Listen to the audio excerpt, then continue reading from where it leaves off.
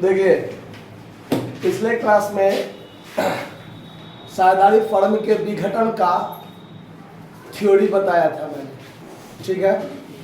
अब हम लोग प्रैक्टिकल पर ध्यान देंगे। तो शुरुआत में 1 से लेके 8 नंबर सवाल तक जर्नल एंट्री से रिलेटेड बात है, तो वो 1 से लेके 8 तक हम बाद में देखेंगे। शुरुआत में हम 9 से बता रहे हैं, क्योंकि कल हम आप लोगों को रियलाइजेशन अकाउंट कैसे बनता है, उसके बाद पार्टनर्स कैपिटल क्या होगा, कैसे बनेगा, ये सब बात बताए थे, ठीक है। तो अभी आप 9 नंबर सवाल पर ध्यान दीजिए। जब आप रियलाइजेशन अकाउंट सब कुछ बनाना सीख जाइएगा तो जर्नल एक चुटकी में बन जाएगा। आपको एक थोड़ा सा ट्रिक बताएंगे, नहीं तो आपको जर्नल ढंग से याद रखना पड़ेगा या समझना पड़ेगा। और बहुत सारे बातों से संबंधित जर्नल एंट्री जो होता है वो एक समान ही होता है, ठीक है। जैसे वसूली व्यय का भुगतान किया तो रियलाइजेशन अकाउंट दिया टू कैश, लायबिलिटीज का भुगतान किया तो realisation to cash, unrecorded liability का भुगतान किया तो रियलाइजेशन टू कैश।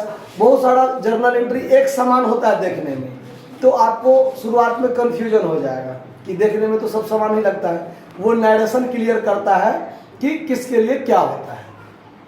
और अभी रियलाइजेशन अकाउंट जैसे मैंने बनाना सिखाया था, उस आधार पर आप लॉन्ग टाइप क्वेश्चन जो है बनाने वाला वो आप आसानी से सीख लीजिए।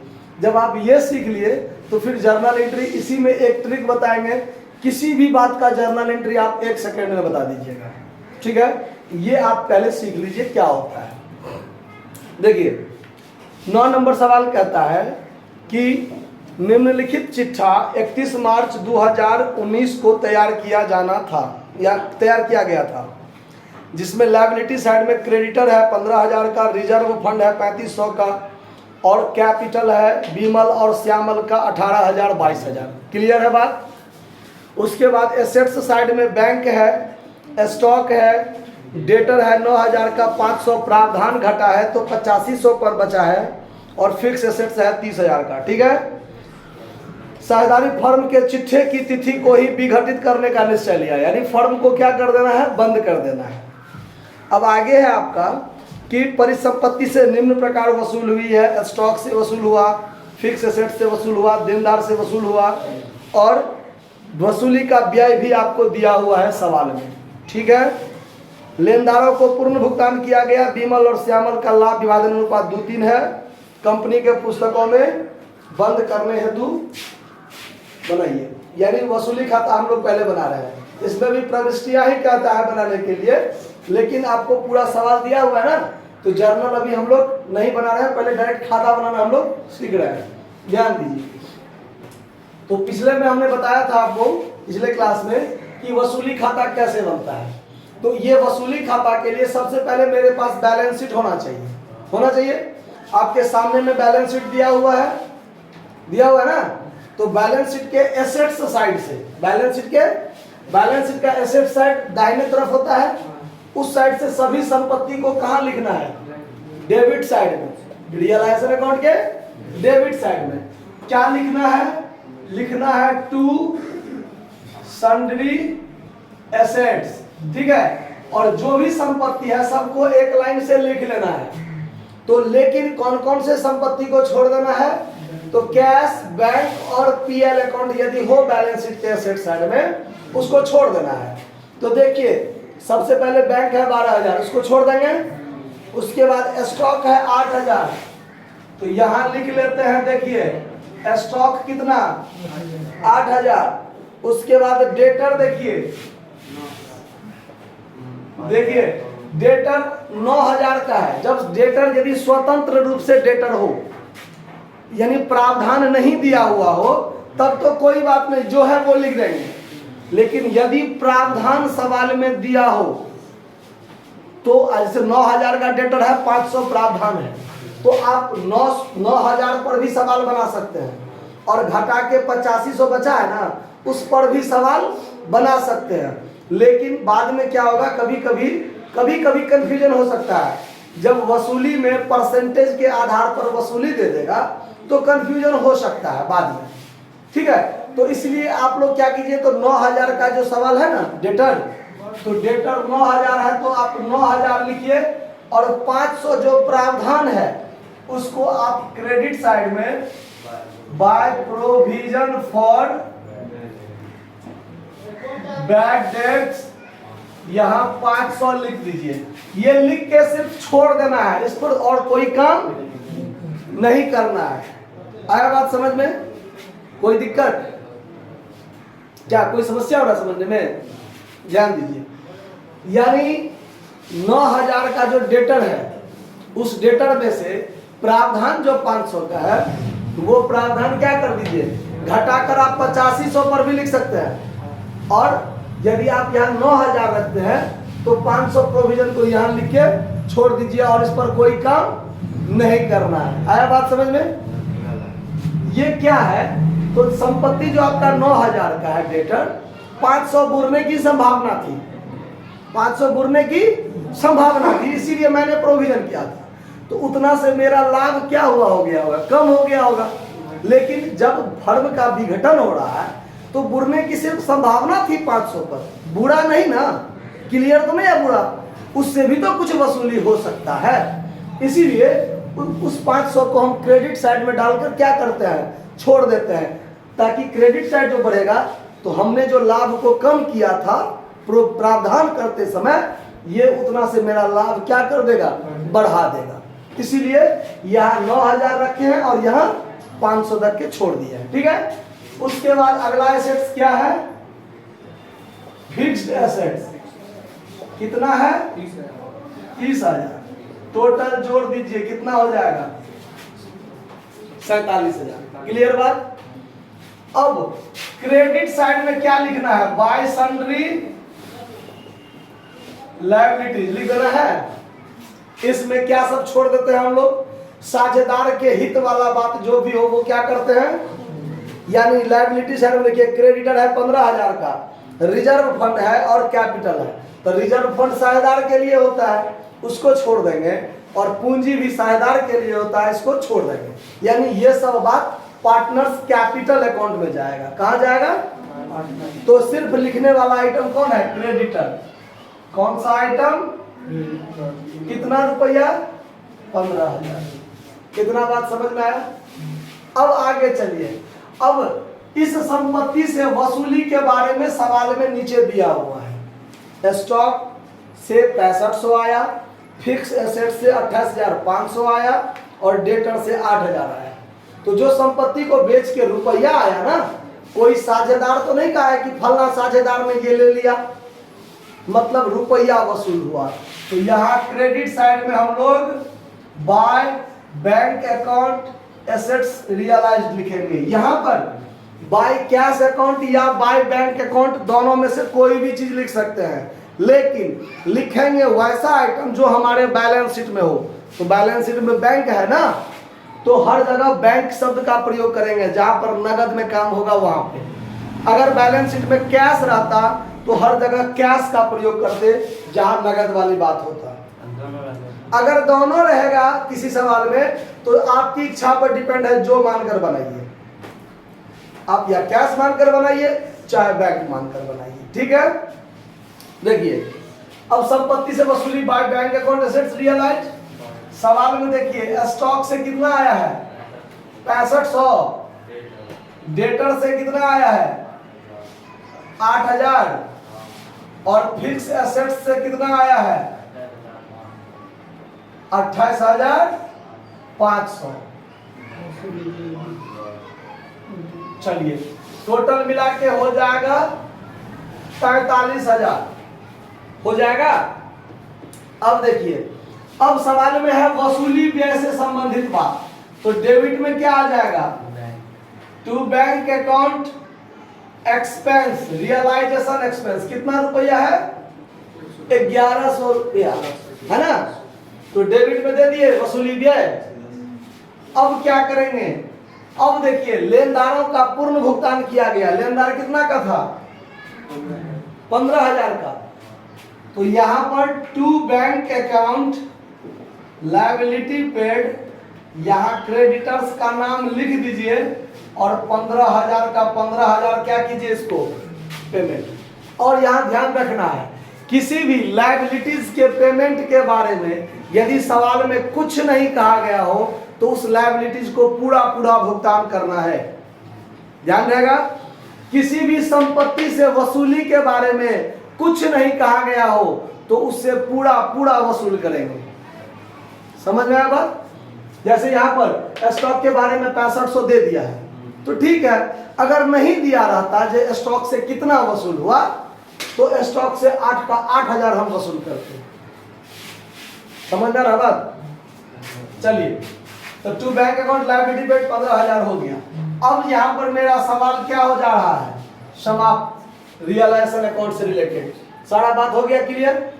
अब जोड़िए दोनों साइड का, किस साइड का जोड़ ज्यादा है देखिए, मेरे हिसाब से डेबिट साइड का ज्यादा होगा, तो 47 और 15 मिला के हो गया 62, एक 63,100, 63,000, तो यहाँ भी 63,100 होना चाहिए। इसमें से ये तीनों जोड़ के घटा लीजिए तो 58,500 घट जाएगा, तो कितना बचेगा 4600। ये 4600 क्या हो गया, लॉस। ये लॉस कौन बांटेगा, साझेदार, तो यहां हो जाएगा bye partners capital account loss. इस लॉस को कौन बांट लेगा, बीमल और श्यामल। क्या हुआ, कोई दिक्कत? 4600 है लॉस, ठीक है। अब इसको बांट दीजिए आप किस अनुपात में, 2:3 में, तो बांट कर देखिए कितना होता है।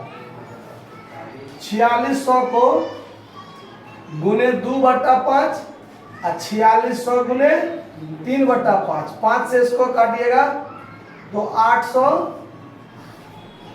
900, 9 पचे 45, 20, तो 2760 रुपया। यहाँ भी होगा 920, 1840 रुपया, तो यहाँ 1840 और यहाँ 2760।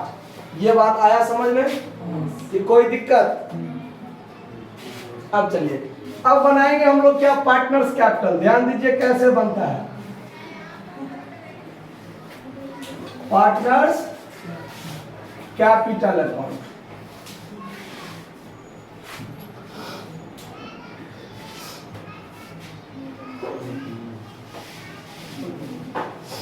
ये क्रेडिट डेबिट, पार्टिकुलर ये बीमल और ये श्यामल, पार्टिकुलर बीमल और श्याम, हो गया।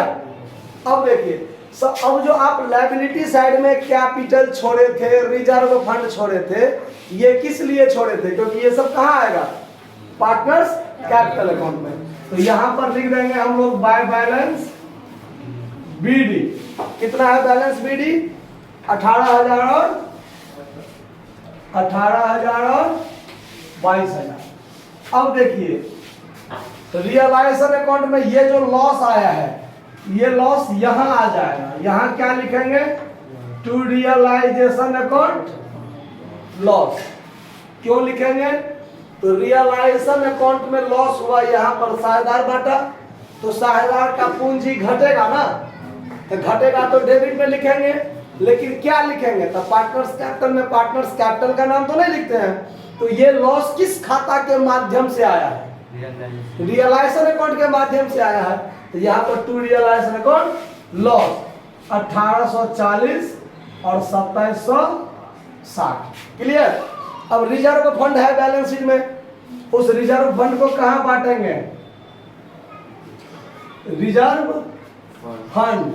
देखिए कितना है रिजर्व फंड, 3500, 2:3 में बांटना है तो 1400 और 2100 हो जाएगा, यानी सारा बात क्लियर। अब यहां पर इस खाता को बंद कर दीजिए, बंद कर दीजिए।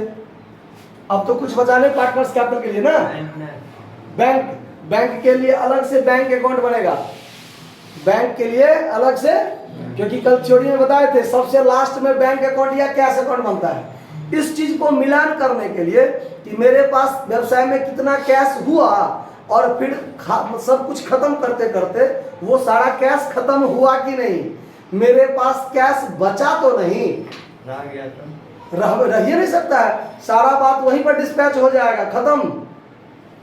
जितना मतलब तो ये फर्म का विघटन हो गया ना।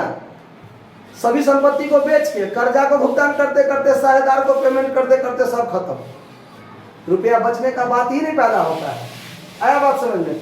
इसीलिए लास्ट में बैंक अकाउंट बनाएंगे हम लोग भी।